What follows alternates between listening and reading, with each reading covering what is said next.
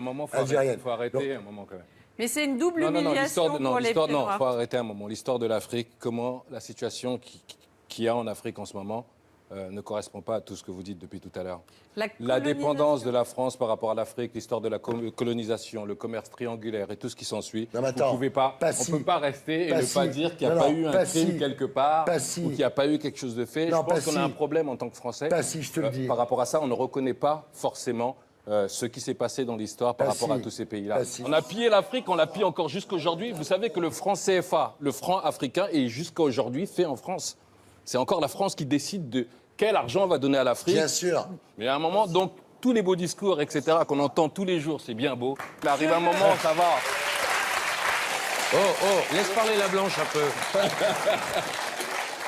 Je me permets juste de dissocier l'esclavage, la colonisation. Je pense qu'Emmanuel Macron pourrait aussi faire preuve de plus de subtilité dans son discours, parce que vous savez, c'est facile. Pourquoi ? de Parce faire que ça lance un pavé dans la mare. Si vous me permettez juste de finir. Un pavé dans une mare. Après, je vous laisse. Non, c'est des amalgames. Dire que la colonisation, c'est un crime contre l'humanité, pour moi, mais je comprends que nous ne soyons pas d'accord et je respecte que nous ne soyons pas d'accord. Pour moi, c'est une insulte à des pieds noirs, c'est une insulte à des harkis. Quand ils pas forcément, il n'y a pas que les pieds noirs et les harkis, il y a une grande partie de l'Afrique est grande. Et bien sûr, mais vous savez, là encore, ne faisons pas d'amalgame.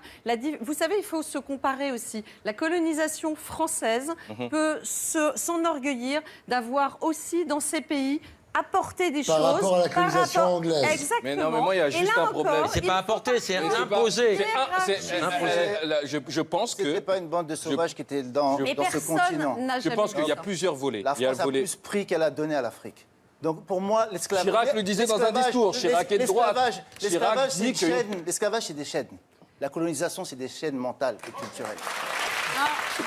Non, mais c'est une triste réalité. Si on pouvait éviter les amalgames, je pense que vous s'il y vous gagnerez. plaît, et notamment les politiques. Si vous regardez ce que fait Jean-Louis Borloo, par exemple, il est très attaché, il y passe beaucoup de temps à l'électrification en Afrique. Vous avez beaucoup de groupes français qui sont au contraire très attachés à aider le développement en Afrique parce que ça va être un sujet... Vous pensez que les laisser faire leur monnaie, les laisser faire leur propre argent, les laisser négocier leurs matières premières dans les bons prix, les laisser se débrouiller un peu par eux-mêmes, vous pensez que ça les aide pas plus que leur apporter de l'électricité ou un peu de lumière ?